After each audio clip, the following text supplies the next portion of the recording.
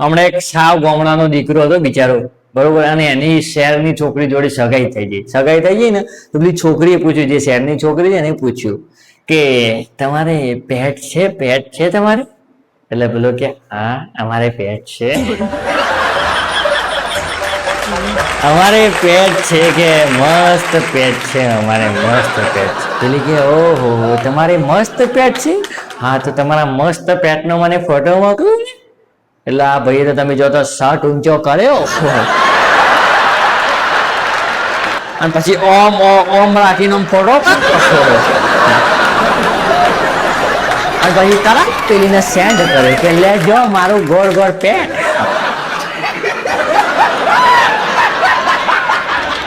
બોલો હવે શું કરવું, કઈ દુનિયામાં જઈને જીવવું એમ.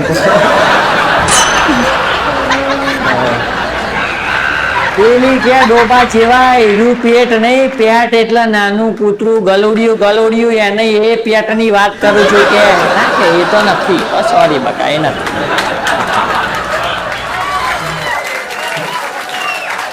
અમારા વિસનગરમાં એક ભાઈ ફૂલ દારૂ પીને જતો હતો, બરાબર, તે પોલીસ વાળાએ પકડ્યો, પણ એના નાનો છોકરો જોડે હતો ને, તે એમને દયા આવી બિચારો.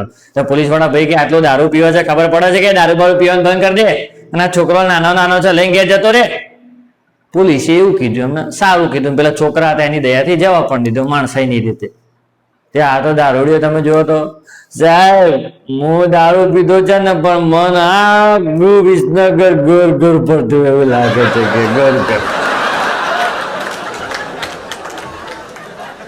પેલા પોલીસ વાળા સાહેબ કે તને આખું વિસનગર ગોળ ફરતું લાગે છે, હું કોઈ તું ઘેર નહીં જાય?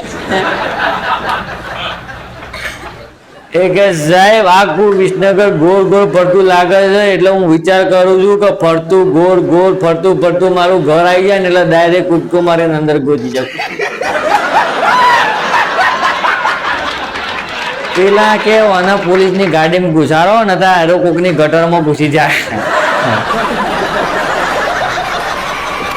બિચારા પોલીસ વાળા ભાઈઓ ચાર લાફા માર્યા, સાહેબે પોલીસ વાળા સાહેબે બધું દારૂ બારૂ ઉતારી દીધો ને પેલા છોકરાના બે છોકરાની દયાથી પોલીસ વાળા ભાઈઓ સહી સલામત એના ઘેર જઈને મૂકી આવ્યા. બોલો કે આખું વિસનગર ફરે છે મારો બેટો.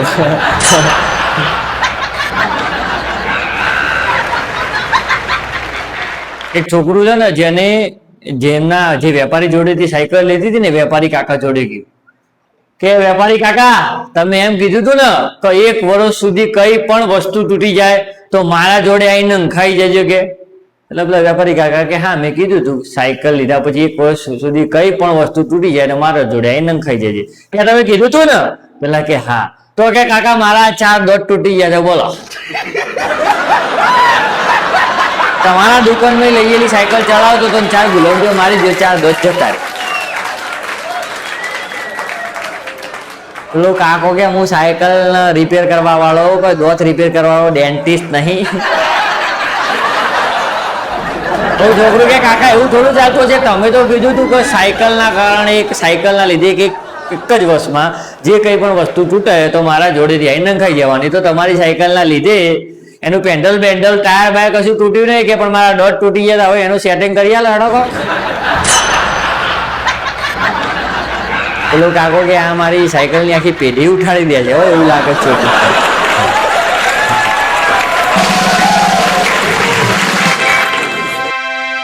હમણાં એક ભાઈ મને અહીં કહેતો હતો કે બબલુભાઈ તમારા ભવિષ્યમાં આગળથી લગ્ન કરવાના છે કે? મેં કીધું તારે હું અમને વઢા મારી નાખવાય? મને કે ના તમારે કે વિચાર ના હોય એટલે તમને કહું છું. મેં કીધું અમારા તો વિચારો સચ, તું તારા વિચારો સુધાર કર. સીધા એમ કે તમારે લગ્ન બગન ના કરવાની ઈચ્છા, અલ્યા પણ એમ ચમ નહીં કહેતું તમને લગ્ન કરવાની ઈચ્છા. લગ્ન કરવા માટે લોકો કેટલું કરતા હોય, કેટલું લોકો કરતા હોય લગ્ન કરવા માટે. તમને ખબર હોય કેટલું કરતા હોય? મને તો નહીં ખબર. ના પણ જેટલી મોટી ખબર છે એટલી મોટી કહું, લોકો લગ્ન કરવા માટે જી જાન લગાડી દેતા હોય છે. હવે આપણા આટલી 2 પોત પૈસાની ગમે તે જે ઓળખાણ બનાવી લગ્ન બગન પછી ના કરવા પડે યાર બધું.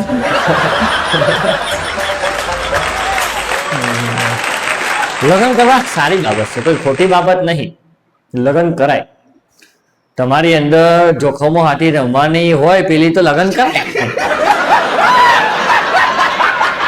અને પછી એક વખત તમે લગ્ન કરીને જોખમો ખેલતા થઈ જશો ને પછી તમારે દુનિયાનું કોઈ જોખમ મોટું નહીં લાગે.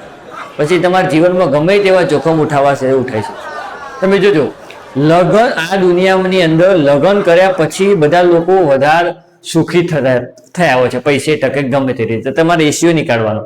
આપણા દેશનો એવો રેશિયો છે કે જેટલા પણ કરોડપતિ લોકો છે સાહેબ, જેટલા પણ કરોડપતિ લોકો એ બધા એમાંથી 65 કે 70% કરોડપતિઓ લગ્ન કર્યા પછી કરોડપતિઓ થયા છે. એટલે એનો મતલબ શું કે એના લગ્ન પછી જોખમો ઉઠાવતા થઈ ગયા બધું. એમને લગ્ન કરીને જે જોખમ ઉઠાવ્યું ને એનાથી મોટું કોઈ જોખમ જ નતું. પછી લગ્ન પછી એમને જેટલો જોખમો ઉઠાવ્યો એમને એનો જ લાગ્યો, એટલા પૈસા વાળા થઈ ગયા. એટલે તમે લગ્ન કરવાનું જોખમ ઉઠાવી દો પછી તમને કોઈ જોખમ છે મોટું નહીં લાગે.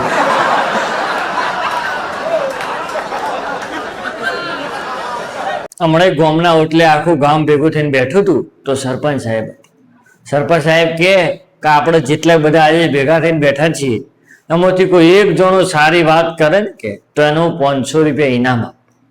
એક ભાઈ ઉભો થયો, એને વાત કરી કે આપણે હંમેશા કર્મ સારા કરવાના તો આપણને એનું ફળ સારું જ મળશે.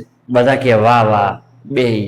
એટલે બીજા ભાઈ ઉભા થયા, એ ભાઈએ વાત કરી કે જીવનમાં ક્યારેય કોઈનું ખોટું કરવા નહીં, હંમેશા સત્કાર્યો કરવા અને જીવ દયાના કામ કરવા.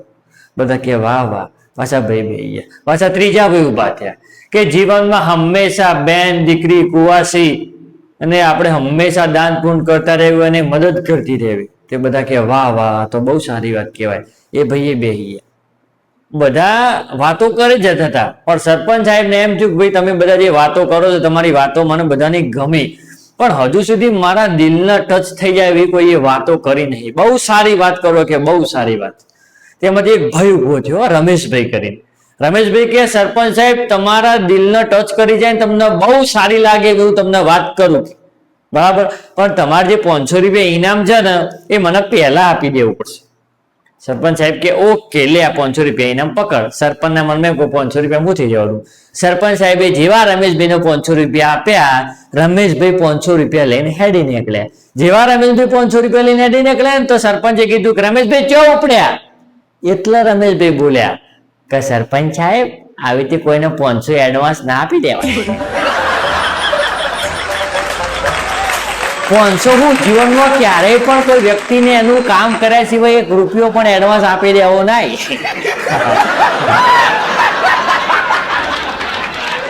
બધોય તાળીઓ પાડી ગયો, બધોય તાળીઓ પાડે કે સરપંચને માણસ મળ્યો છે.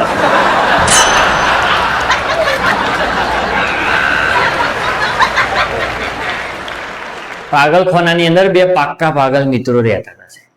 એમને એવું વિચાર આવ્યો કે અમે તો કમ્પ્લીટ થઈ ગયા છીએ, બરોબર, હવે અમે પાગલખાનાથી બહાર જતા રહીએ એમ. પણ સીધા પાગલખાના વાળા જવા તો દે નહીં. એટલે આ 2 જણોને આઈડિયા કર્યો. શું કર્યું? પેલો બેભાન કરવાવાળો રૂમાલ આવે છે ને એમને નક્કી કર્યું આપણે રાત્રે ચોકીદારને જઈને બેભાન કરવાવાળો રૂમાલ સુંઘાડી દઈએ અને આપણે 2 જણા ભાગી જઈએ. આ તો રાત થઈ બરાબર, બરોબર. આ 2 જણા પેલો બેભાન કરવાવાળો રૂમાલ લઈને નીકળ્યા, ચોકીદારના ગેટ જોડે પહોંચ્યા, પણ ચોકીદાર હતો નહીં.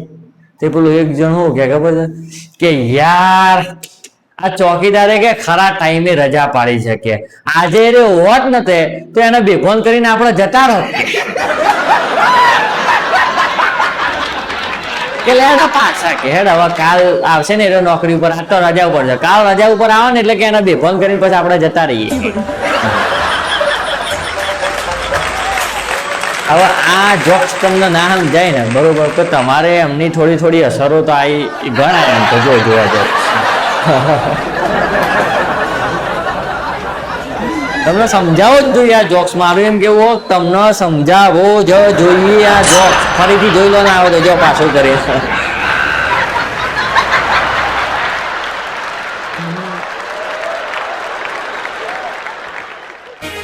બરોબર છે.